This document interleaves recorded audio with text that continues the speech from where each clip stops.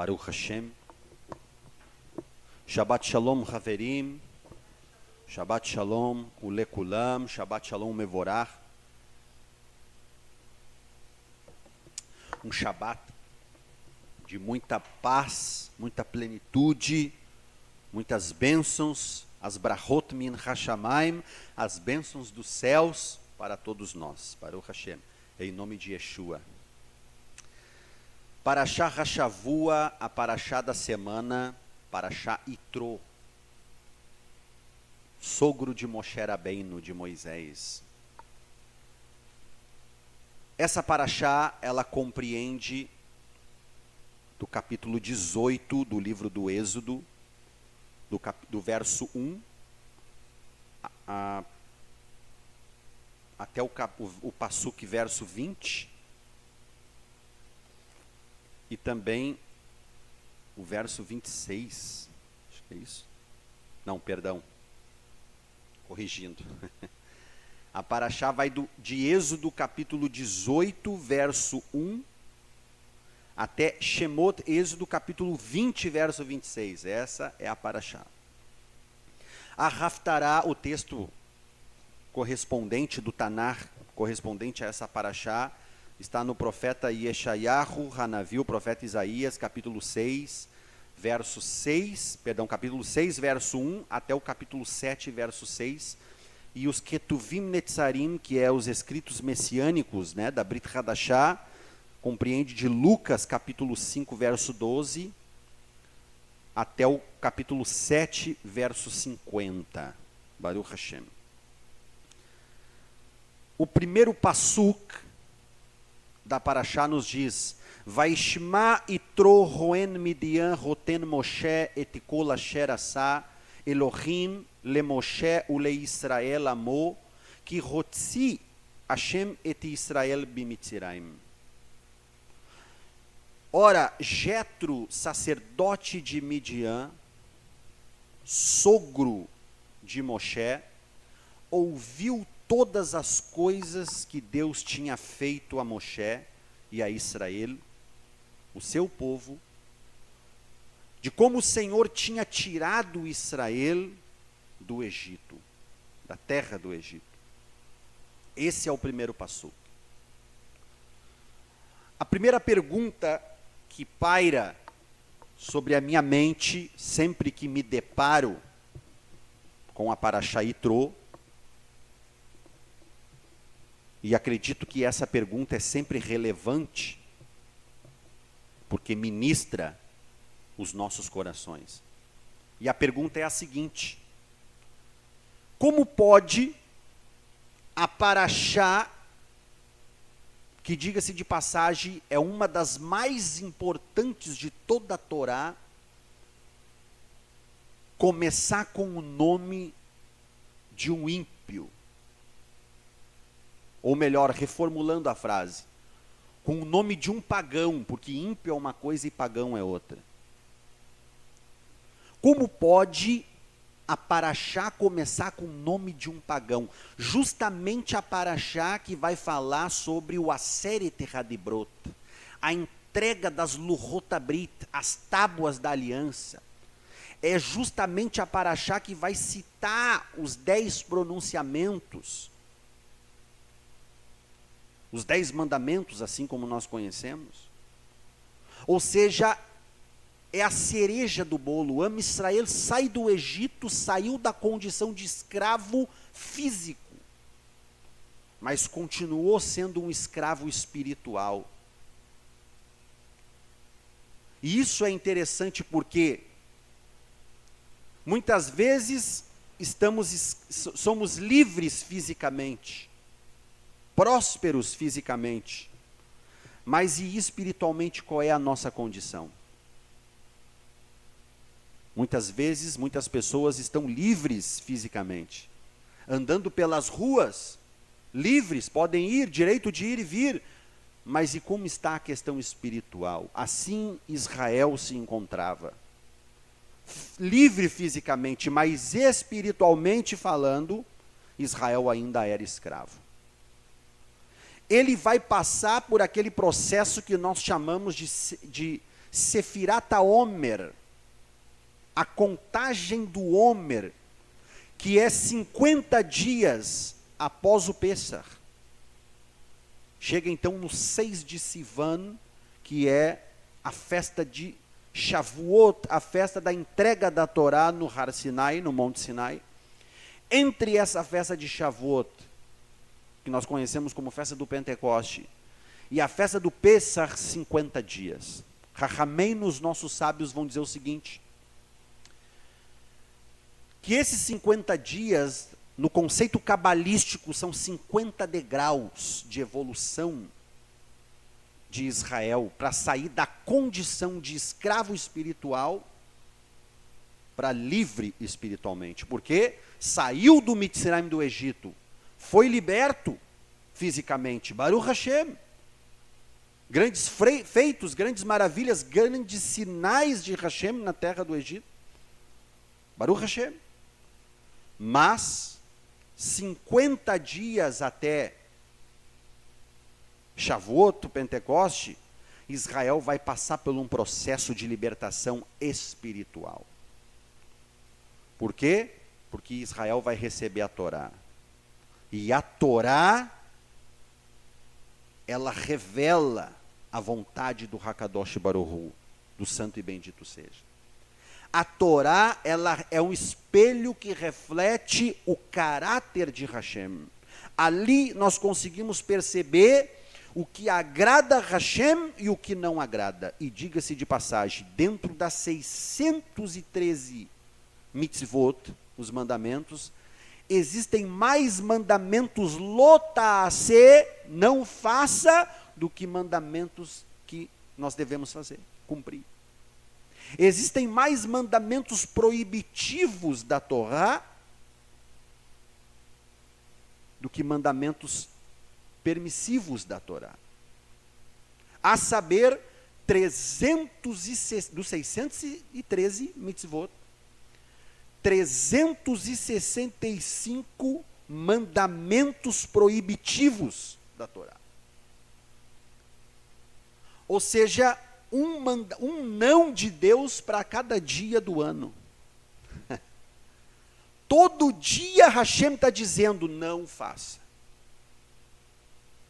Em contrapartida, nós temos 249, ou 48, agora eu me esqueci, os irmãos me perdoem, mandamentos permissivos da Torá. Onde Hashem diz, isso vocês podem fazer. Ou seja, tem mais proibição de Hashem do que permissão. Essa Torá que revela o caráter de Hashem, mostra de como Hashem é exigente.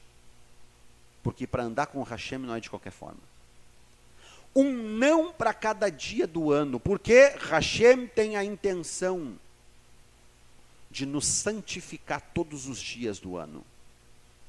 Claro, obviamente temos dias especiais, onde acontece os Moadim, as festas judaicas, e é realmente um momento de grande simcha, de Mikrai Kodesh, de congregação santa, é mandamento congregar, fazer com alegria, nos encontramos com Hashem, que é a palavra Moadim, que é o plural da palavra Moed, que quer dizer encontro. Ou seja, as festas são grandes encontros. Encontros de quem? Do povo, primeiramente. Onde nós nos encontramos, nos reunimos com o Hakadosh Baruch Hu, mas principalmente um encontro com Hashem. Todos os dias é dias de buscar o eterno. Todos os dias é o dia de nós nos compenetrar em Hashem. Fazemos shacharit semanal, de manhã shacharit, à tarde minha, à noite arvit, todos os dias. Mas no Shabat, que é um moed também, é especial. É o dia em que nós temos mais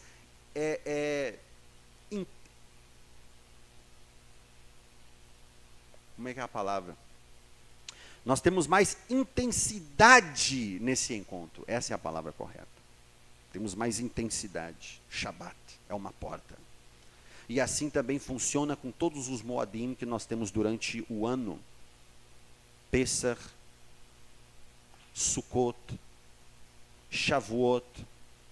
Estou falando dos mandamentos primeiramente de Oraita, que é aquilo que está escrito na Torá. Yom Kippur, Rosh Hashanah, depois os mandamentos que não são deoraita, que são derabanim, exatamente, derabanam, perfeito, que é Purim, Hanukkah, 9 de Av, os jejum, enfim, um encontro intenso. E esse encontro com Hashem não pode ser de qualquer maneira. Em Sukkot, Am Israel vai receber a Torá. Vai se encontrar com Hashem de qualquer jeito? Não. Hashem fala a Moshe Rabbeinu, fala ao povo que eles devem se santificar.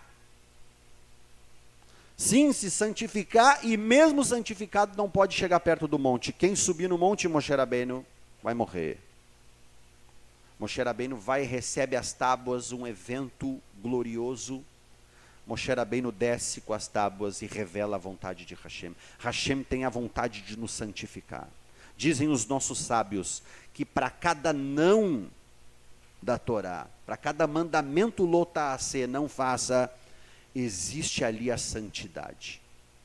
Os sábios dizem que aonde Hashem colocou cerca, limite, por trás desse mandamento, por trás dessa cerca, existe ali a santidade. Por isso Hashem é exigente, para que nós vamos subir o nível. Sair de Rashaim, de perversos, de Rashaim, subir para a condição de Tzadikim. Sai da condição de Tzadikim, sobe para a condição de Hassidim, piedosos. De justo sobe para piedoso. E acima desse está Kiddoshim, santos. Hashem tem a intenção de nos santificar. Baruch Hashem. Am Israel vai receber a Torá no Monte Sinai. 50 dias é um degrau. Degraus de evolução. Esses degraus de evolução, os Rahamim vão dizer, a Sefirot da árvore da vida, elas são combinadas. Primeiro dia, Chesed Shebe Chesed. Cada Sefirá carrega em si um atributo divino, da Elohut. Cada dia da Sefirat HaOmer, da contagem do Homer, essas Sefirot começam a ser combinadas. Chesed Shebe Chesed. A misericórdia que está na misericórdia, ou a bondade que está na misericórdia. Depois, Gevurah Shebe Chesed. Gevurah quer dizer... O que quer dizer Gevurah? Gevurah quer dizer força, poder. Ou seja, o poder que está na misericórdia. Gevurah Shebe Chesed. E assim por diante. Cada dia da Sefirat HaOmer, essas Sefirot são combinadas.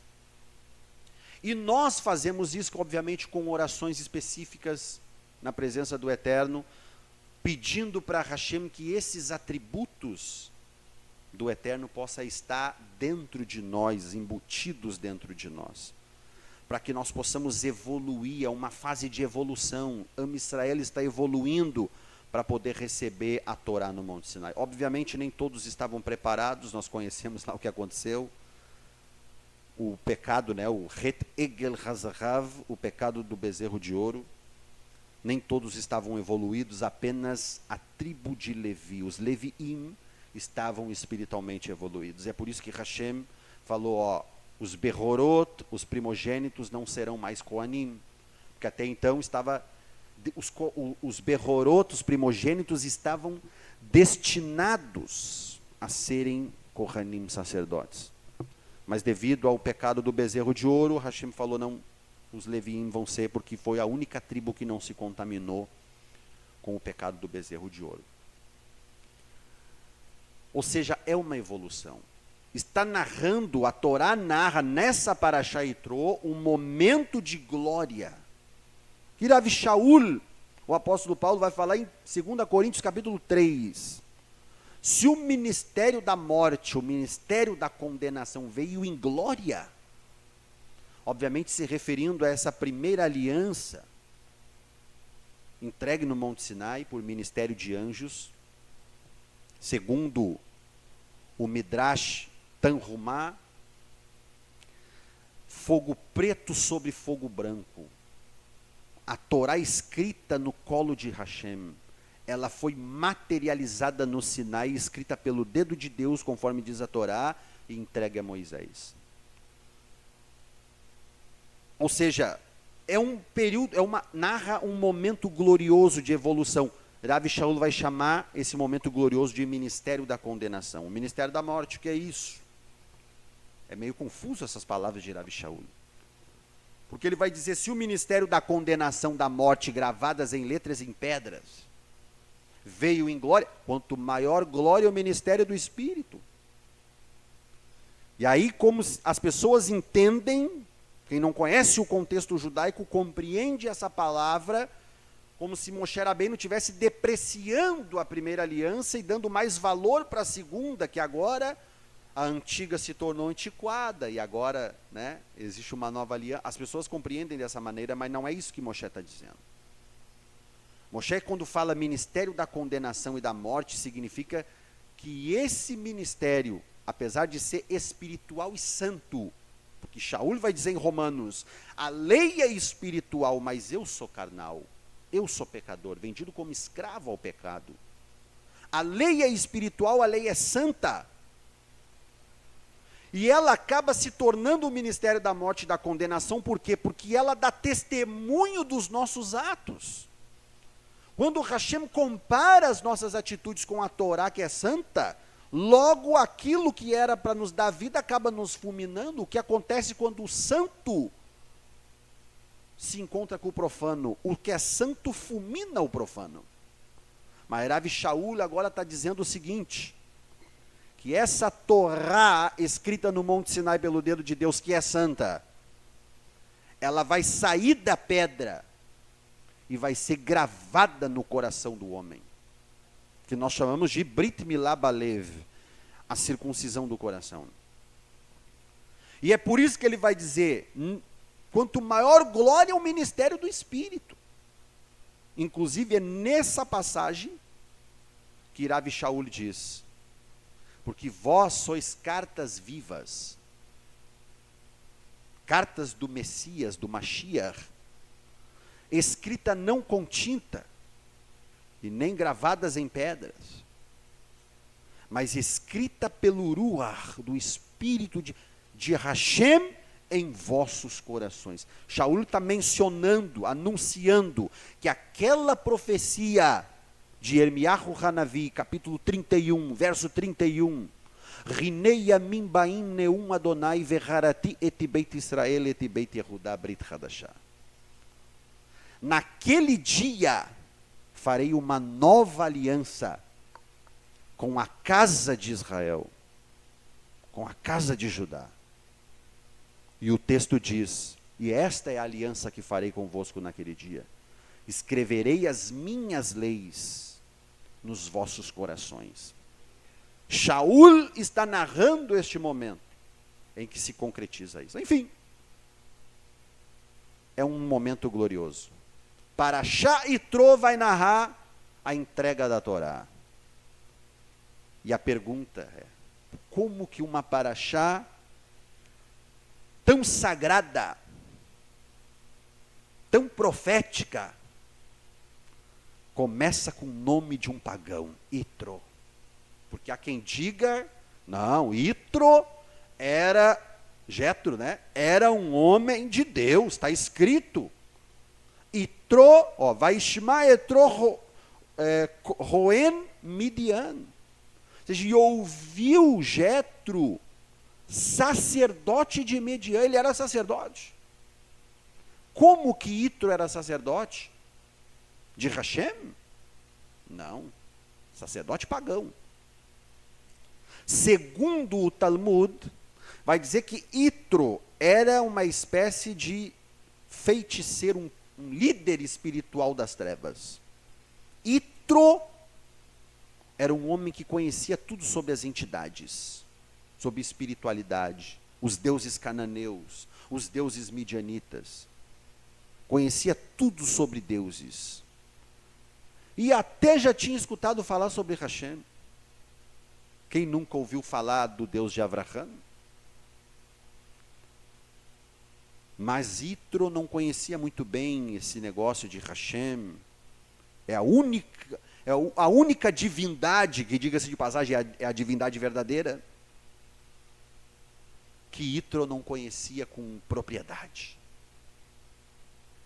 E a pergunta é, como que essa paraxá vai começar com o nome de Yitro, um pagão? Simples, porque essa paraxá é uma das mais lindas de toda a Torá, porque vai narrar o momento em que um homem pagão, ele é um Baal Teshuvah, ele faz uma conversão a Hashem. Ele entra, ele é enxertado, como o Rav Shaul vai dizer, né? Enxertado, o jambuzeiro, ou zambujeiro, como é que é a expressão mesmo? Jambuzeiro. Eu sempre confundo. O jambuzeiro é enxertado na oliveira. E agora vai participar da seiva das promessas que Hashem tem a Israel. E como que começou esse processo de conversão de Yitro? A primeira palavra significativa, por exemplo, essa paraxá poderia começar com a palavra Shema. Perdão, essa paraxá, ela começa com a palavra Shema. Mas o nome da paraxá, por exemplo, poderia ser a paraxá Shema. Paraxá ouviu. Mas não, vão botar o nome de Yitro, honrando Yitro. Para quem não sabe, quem formulou a divisão das parashot da Torá foi Esdra Hassofer. Esdras, o escriba, foi ele que sistematizou esse estudo da paraxá semanal. Mas como que começou o processo de conversão de Yitro? Como que começou esse processo? Ouvindo. O texto diz, vai Shema, e ouviu. Ouviu o quê? Jetro ouviu os feitos que Hashem tinha realizado. É o que o texto diz. Vai Shema Yitro roen midian roten Moshe etikol asher asa. Elohim le Moshe u le Israel. E ouviu Jetro, Yitro, sacerdote de Midian, sogro de Moshe, tudo que Elohim, que Hashem fez para Moshe e o povo de Israel, o seu povo, ou seja, ouviu tudo que Hashem fez a Israel, a Moshe, o seu povo. Ouviu tudo, tudo. Ouviu sobre as 10 pragas do Mitzrayim, de como Hashem subjugou cada falso deus do Egito. Porque, para quem não sabe, por trás daquelas pragas, existia uma entidade egípcia que era responsável. Os egípcios atribuíam o deus dos animais, que a praga das moscas, na verdade, não existe, né? É um erro de tradução. O termo que vai aparecer ali, se nós fosse traduzir ao pé da letra, era animais selvagens. Não foi moscas que vieram, foram animais selvagens. O deus do quilim, dos piolhos, dos quinim, dos piolhos, eles já não, é a entidade tal que é responsável. Eles atribuíam a essas entidades. Hashem vem destronando cada uma das entidades do Egito. Sefardeia, a praga das rãs, existia uma entidade lá, que era a entidade das rãs. Inclusive no Sefer Hit Galut, no livro do Apocalipse, vai falar que da boca do dragão saiu 3 demônios, Shedim, com aparência de rãs. São demônios, seres espirituais. E esses seres espirituais eles atribuem, os egípcios atribuíam a eles o domínio sobre as rãs. E para o faraó era responsável por ser o Horus vivo, ele era a encarnação do Horus vivo, o Deus supremo do Egito. Inclusive, um texto muito interessante da Torá vai nos dizer que o primeiro encontro de Moshe Rabbeinu com Faraó foi no rio. Hashem vai dizer assim para Moshe Rabbeinu, veja que coisa boa conhecer o contexto. Porque o texto da Torá diz o seguinte, Hashem diz a Moshe Rabbeinu, vai ao rio falar com Faraó, de manhã bem cedo. É o texto da Torá. E a pergunta é, por que Hashem mandou Moshe falar com Faraó no rio de manhã bem cedo? Por que não foi lá dentro da corte do rei? Por que no rio bem cedo? O comentário dos Rabanim é o seguinte, porque como Faraó se considerava uma deidade, um deus, Faraó, ele tinha um sistema, ele tinha um macete.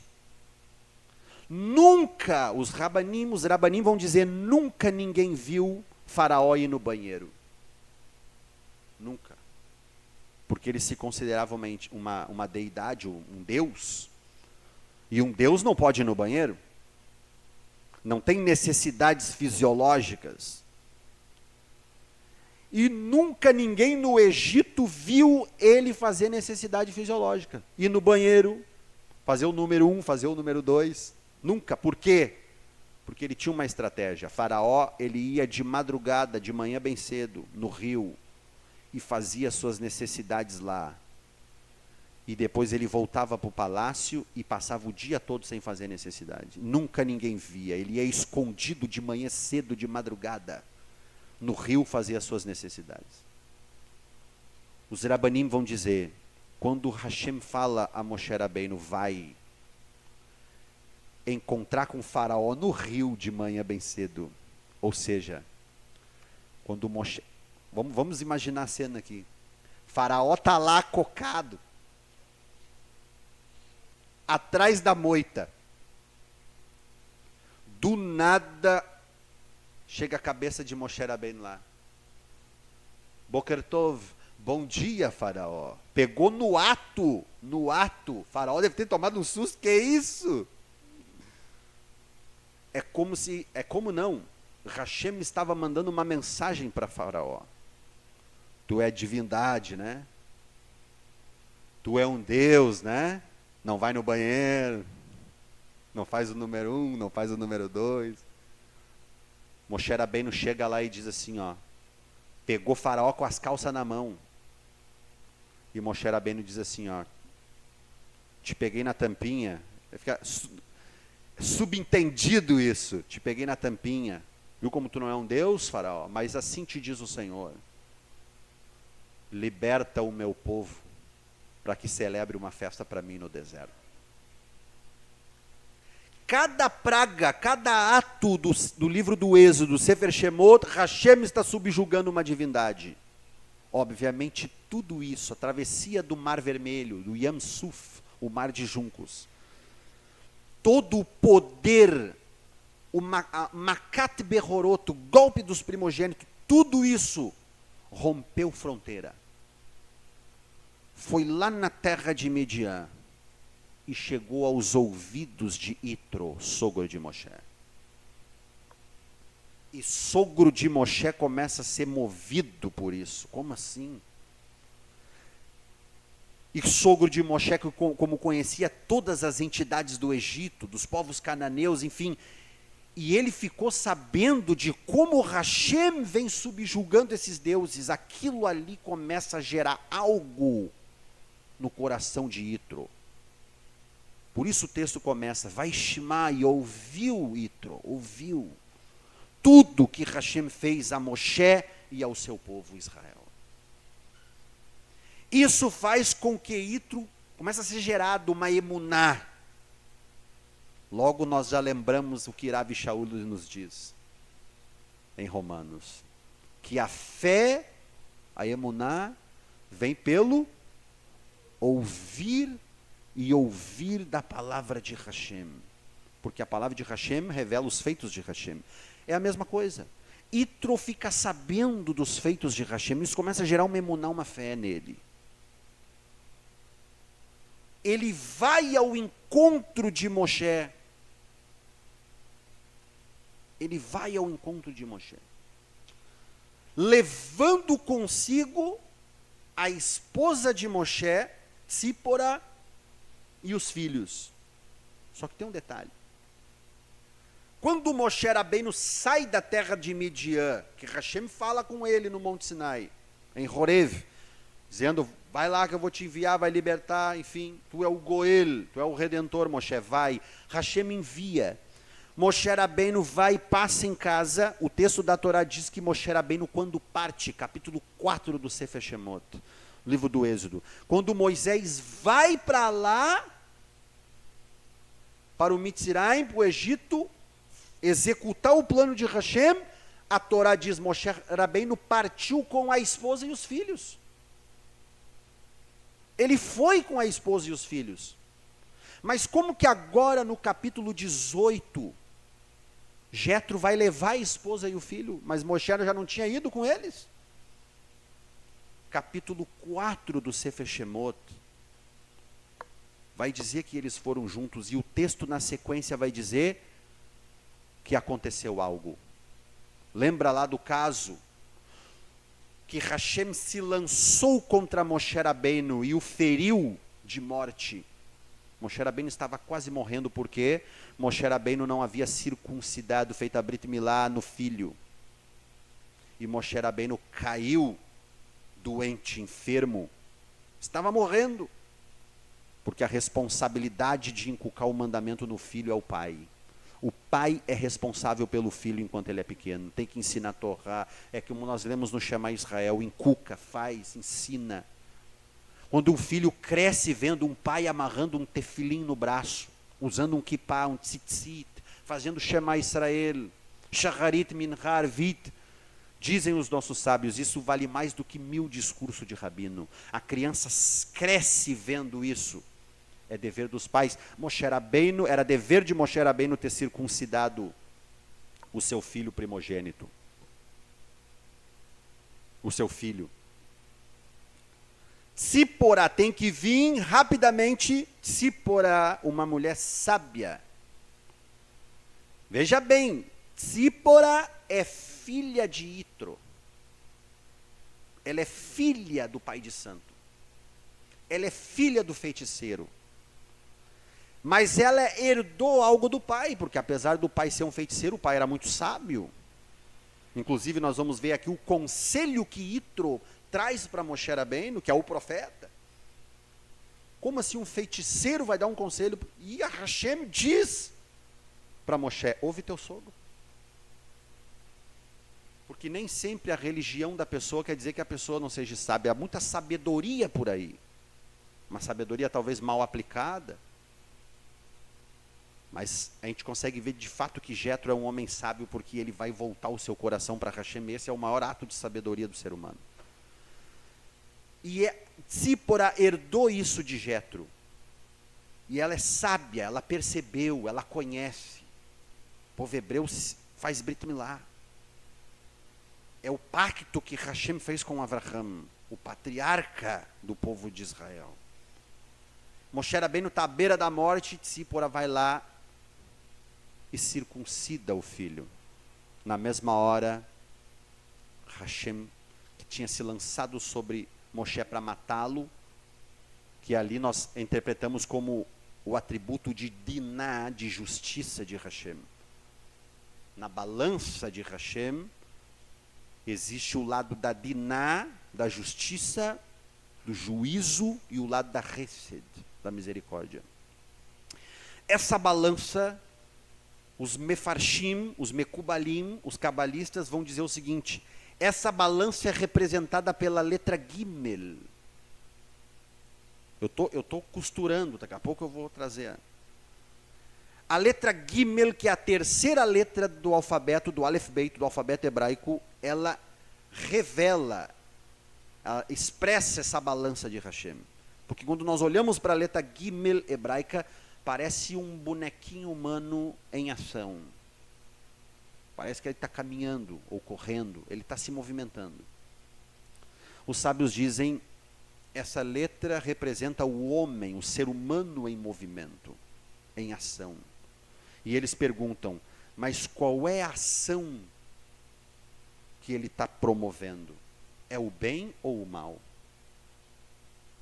Rahamim diz, se a gente sair daqui agora para ir fazer a maldade ali na esquina, cada passo que a gente dá na terra, a gente contamina o mundo com maldade, influencia o mundo em que nós vivemos. Mas, por outro lado, quando nós caminhamos para fazer o bem, nós se movimentamos, como a letra Gimel, o bonequinho em movimento, nós se movimentamos para cumprir mitzvot, mandamentos, cada passo que nós damos na terra influencia o mundo em que nós vivemos. Porque o mundo está cheio de igrejas, mas a criminalidade só aumenta, porque as igrejas, as congregações, se afastaram da Torá, não cumprem mitzvot, não influenciam o bairro onde moram. Uma igreja em cada esquina, mas não influenciam o bairro onde moram. E o quadro da nação está cada vez pior. É interessante isso. Moshe Rabbeinu é o bonequinho, Gimel. Ele deu o passo errado, ele não cumpriu a mitzvah. Estava morrendo. Não fez a Brit Milá no filho, Tzipora corre, circuncida o filho, e a praga, a doença saiu de sobre Moshe Rabbeinu, e ele ficou são de novo. Eles saíram para ir junto, mas nesse evento, eles brigaram. Os Rahamim diz, eles brigaram. É o que explica porque Jetro leva a família, a mulher e os filhos de Moshe Rabbeinu ao encontro de Moshe no deserto, quando ele passa o Yam Suf. Eles brigaram, a expressão que Tzipora fala, que Moshe é um marido damim, sanguinário. O texto hebraico vai falar. Obviamente ela retornou, a Torá não relata, mas ela retornou e Moshe Rabbeinu partiu sozinho. Agora, aconteceu tudo, poder de Hashem. Moshe Rabbeinu usado como nunca ninguém foi. Somente Mashiach, né? Baruch Hashem. Mas Moshe Rabbeinu foi usadíssimo, homem de Deus, conhecedor, vai receber a Torá. É aquele que Hashem fala face a face, Moshe levanta o cajado, o mar se abre, ele joga a poeira para cima, gafanhoto sai, pega a cinza, lança da fornalha acesa, conforme diz o Midrash, trevas se fazem no ambiente. Moshe Rabbeinu é o homem que está atuando como um Elohim na terra do Egito. Hashem falou, capítulo 7, eis que te constituo como um Elohim perante Faraó. Aharon, teu irmão, será um Neviecha, o teu profeta. Tu vai executar Moshe Rabbeinu no juízo, é o homem usado por Deus. E ele sai, passa o Yam Suf, vem, venceu a guerra contra os Amalequim, os Amalequitas, que nós temos lá, a referência, o líder, Amalek, a sombra do anti-Mashiach. Hashem fala, sempre haverá guerra contra Amalek e Adonai. A personificação, o espírito do anti-Mashiach, já pairando ali em Amalek, porque, segundo a análise da Torá e o comentário dos sábios, vão dizer que Amalek atacou Israel sem motivo nenhum. Era natural que os outros povos atacassem Israel, porque Israel está indo em direção à terra deles. Quando Israel chega no limite, perto do Monte Seir, chega no território de Edom, os edomitas saem ao encontro para guerrear com Israel. Baruch Hashem, não houve guerra, mas a gente consegue compreender por que esses povos atacaram Israel. De uma certa forma, vieram contra Israel, porque Israel era uma ameaça para eles. Mas não foi assim com os Amalequitas. A terra dos Amalequitas ficava para o outro lado. Israel não ameaçou o território dos Amalequitas, mas mesmo assim os Amalequitas vieram contra Israel. Ou seja, simplesmente pelo prazer, pela vontade de acabar com o povo de Deus. Espírito do anti-Mashiach, o espírito antissemita, Amalek. Esse espírito vai pairar pelo tempo, vai chegar sobre quem? Ramã, lá na época de Esther, na Babilônia.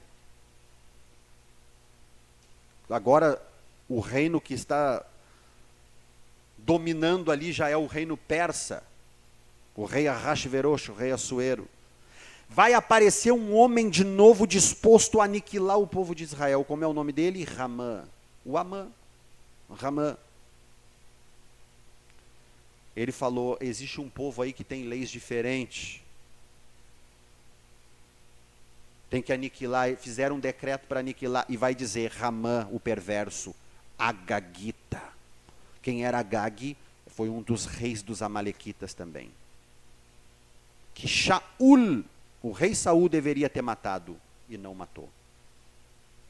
Shemuel vai matar. Mas segundo o Talmud, naquela noite, Saul deu alguns privilégios para Amalek, para Agag. Inclusive mandou mulheres para visitá-lo durante a noite. E Agag, segundo o Talmud, Agag deixou sua semente em uma dessas mulheres. E deu continuidade na prole de Agag, o amalequita. E lá na frente, no livro de Esther, vai aparecer Ramã, o Agagita. Com o intento também de aniquilar o povo de Israel. Quando Moshe Rabbeinu vence os amalequitas, isso daí para Itro foi demais. Itro rasgou a bandeira de pagão. Itro quebrou as estátuas em casa. Por quê? Para quem não sabe, os amalequitas, eles eram o povo mais poderoso na arte da guerra. Dizem os Chachamim, vamos usar a palavra aqui, tecnologia. A tecnologia deles era a mais apurada de todos os povos. A engenharia deles, essa seria a palavra correta. A engenharia deles na hora de fazer armamento de guerra, catapulta, que lança 50 flechas de uma vez só, 300 flechas, eles tinham essa engenharia. E inclusive era um exército de feiticeiro. Eles não lutavam somente no âmbito físico, mas espiritual. E é por isso que quando Moshe Rabbeinu fala com Yehoshua, Josué, separa dentre o povo homens capacitados para a guerra, os Chachamim diz que essa capacitação não era só física na guerra, mas também capacitados espiritualmente, porque eles iam lutar contra um exército de feiticeiros. E é por isso que Moshe Rabbeinu sobe ao monte e fica intercedendo, orando, fazendo a tefilá, porque Moshe Rabbeinu compreende que é uma luta que primeiro tem que ser vencida no âmbito espiritual, não é só física. E os braços de Moshe estavam para cima, Israel prevalecia na guerra. O braço de Moshe cansava, baixava, os amalequitas prevaleciam. Era uma guerra espiritual. Mas enfim, vieram, né? Ur e Aharon seguram os braços de Moshe, e Israel prevalece e vence a guerra. Essa notícia varou o deserto e foi lá nos ouvidos de Itro. Aí Itro rasgou a bandeira. Não, só um pouquinho. Vencer os amalequitas é demais. Isso fez com que Itro se levantasse da cadeira, pegasse a filha, pegasse os netos, filhos de Moshe, e levasse ao encontro de Moshe. Por que Itro fez isso? Porque não adianta Moshe Rabbeinu ser um homem usado por Hashem com poder. Mas ele estava brigado com sua mulher. Ou seja, não adianta conhecer Torá, não adianta ser usado por Hashem no poder, se não estiver com a família alinhada. Isso é a base. A mispachá, a família é a base. Olha a sabedoria de Itro. Moshe Rabbeinu fez... Hashem usou Moshe Rabbeinu com todo esse poder. Baruch Hashem. Mas se tem um momento que Moshe está precisando da sua família, é agora. Para que não venha subir para a cabeça dele, ele tem que se consertar com a sua família. É como se Yitro chegasse com a família, como se não foi assim. Nós temos certeza disso. Os Rabanim vão dizer, Yitro chegou com a família. É o que está, vamos ver aqui. Cadê o verso? Não botei no esboço. Mas o texto vai dizer que ele chega com a família e os filhos. Aqui, Moshe, está a tua base. Deus te usou com poder, mas aqui está a tua base, a tua esposa e teus filhos. Obviamente, houve reconciliação. Porque Moshe Rabbeinu ficou o dia todo na tenda, né? Conforme diz o texto da Torá. Moshe Rabbeinu estava tirando o atraso. Baruch Hashem. É lícito, né? Quando é um casamento legítimo, é lícito. E Hashem se agrada.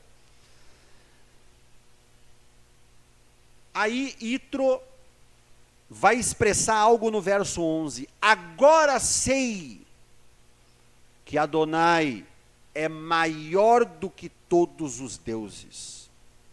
Como assim agora sei? Antes não sabia. Isso prova que de fato Yitro não era um sacerdote de Hashem, ele era um sacerdote Midian, pai de santo feiticeiro.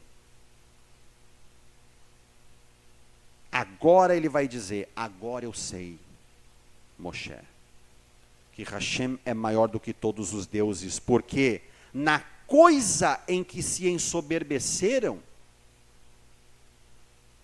Hashem o sobrejugou, o sobrepujou. Ele confessa que Hashem é maior.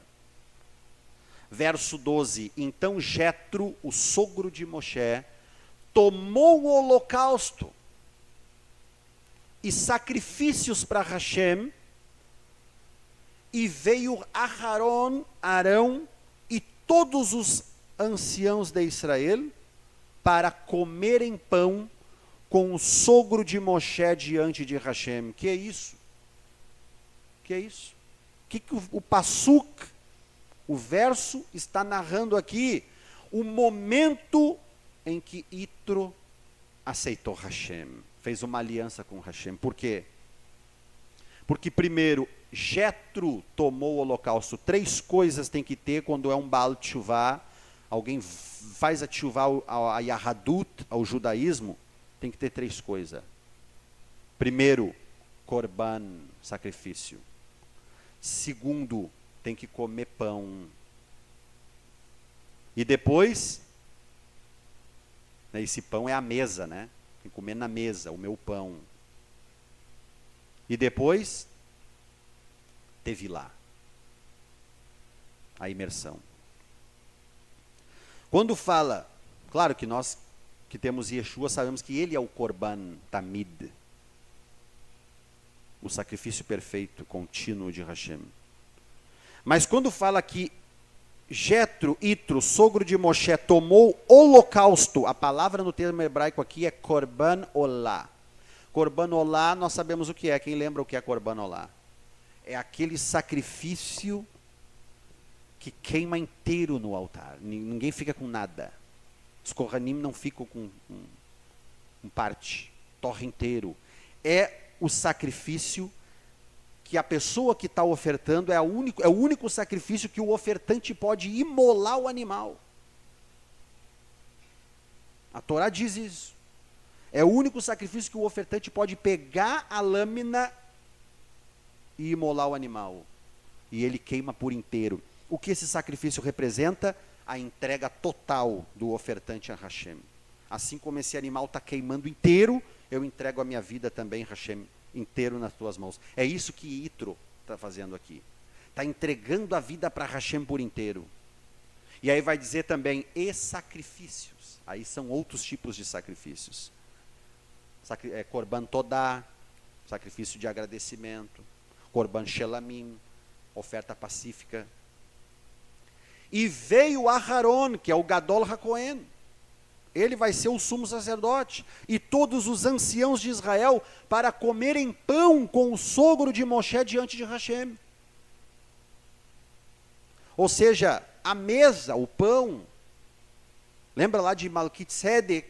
Melquisedeque dá pão e vinho para Moshe Rabbeinu, para Avraham, capítulo 18 de Bereshit, de Êxodo, porque o pão e o vinho é a aliança. Sogro de Moshe comeu pão com os Kohanim e entregou a sua vida a Hashem. Baruch Hashem.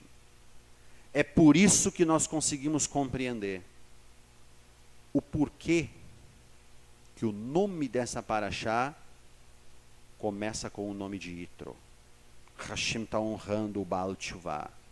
O homem, a Torá está registrando aqui, um homem que vivia como Avraham vivia, porque Avraham era idólatra.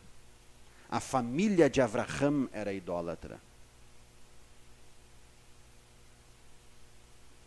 Sefer Yehoshua, livro de Josué, capítulo 24, verso 2, vai dizer que a família de Avraham era idólatra, quando moravam além do rio, lá em Ur dos Caldeus. O Talmud vai falar, vai ter uma Maseret, um tratado que vai falar sobre isso, é fantástico, é tremendo. Avraham Avinu fez teshuvah, se converteu a Hashem, fez a Brit Milá com 99 anos.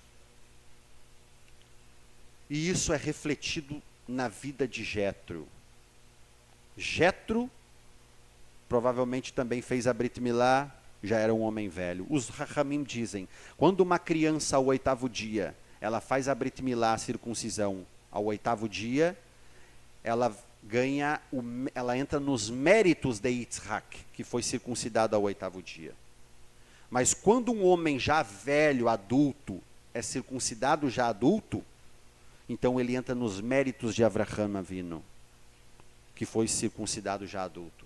Yitro entrou nos méritos de Avraham. Enfim, para encerrar nosso shiur, Yitro vai ver Moshe Rabbeinu lá na porta, na tenda, né? Dia e noite, uma fila incansável. Moshe Rabbeinu não tinha tempo para a família, obviamente. Todo mundo ia na tenda de Moshe. Olha como o Yitro é inteligente. Viu que Moshe é o homem de Deus, é o profeta de peso, mas não estava dando suporte para a família. Yitro vai chegar para Moshe e vai dizer, por quê? Tu não separa, Moshe, homens sábios, instruídos, conhecedores da Torá, para te auxiliar a julgar. Toda causa pequena eles julgam, somente as mais importantes vai ser direcionada a ti. E assim, Moshe, tu não fica sobrecarregado. A humildade de Moshe considerar a opinião do seu sogro é tão relevante. A gente vê a humildade de Moshe aqui, porque Moshe poderia dizer, só um pouquinho, sogro. O profeta aqui sou eu. O rabino aqui sou eu. Sogro, quem fala com Hashem face a face sou eu. O senhor quer me dar conselho? Mas não. Moshe Rabbeinu foi humilde, botou as barbas de molho, pensou, e Hashem confirmou, ouve teu sogro. Claro que a Torá não vai dizer que Hashem fala, ouve teu sogro, mas a gente vai ver porque lá em Devarim, Deuteronômio, Hashem vai dizer, separa dentre o povo 70 homens. É isso que Jetro falou para Moshe, a mesma coisa. E Hashem vai dizer para Moshe a mesma coisa, separa dentre o povo 70 homens. Em outras palavras, Hashem está confirmando o que Jetro falou, o conselho de Jetro. E é tão interessante que quando nós comparamos o conselho que Jetro dá a Moshe sobre esses homens que vai compor o Sanhedrin, que é aqui que vai ser criado o Sinédrio. O Sanhedrin vai ser criado aqui. Esses homens tinham que ter qualidades, e essas qualidades, esses requisitos, vamos dizer assim, praticamente é os mesmos que Rav Shaul, o apóstolo Paulo usa na hora de falar sobre o presbítero, lá na carta a Timóteo. Praticamente é a mesma. Porque o presbítero, em grego quer dizer ancião, é a mesma palavra para zaken em língua hebraica, quer dizer ancião, um sábio. O presbítero dentro da igreja deveria ser um zaken, um ancião, alguém instruído na Torá, que julga as causas internas. É o que Shaul vai dizer, não há quem julgue no meio de vós. Vocês têm que pegar as causas, os litígios de vocês, levar para um juiz ímpio, que não entende nada de Torá. Rav Shaul está falando isso, fala isso na carta aos Coríntios. Por quê? Porque o juiz não entende nada de Torá, quem entende é os anciãos, os rabanim, os zakenim, os sábios. Eles vão dizer e vão julgar segundo a lei. Conseguiram compreender? E para quem não sabe, o Talmud e os Chachamim vão dizer que dentre esses 70, Itro era um deles, olha só. Chegou ontem. Já faz parte do Sanhedrin, Baruch Hashem. E olha que para fazer parte do Sanhedrin, não era de qualquer maneira. Para encerrar.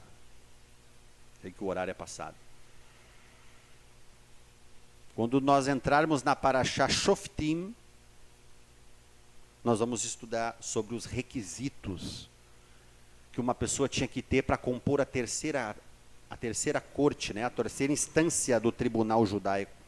Havia a primeira, que ficava na porta da cidade, um tribunal composto de 3 dayanim, 3 juízes. Um tribunal que ficava na porta do Beit HaMikdash, do templo, composto de 23 dayanim, juízes.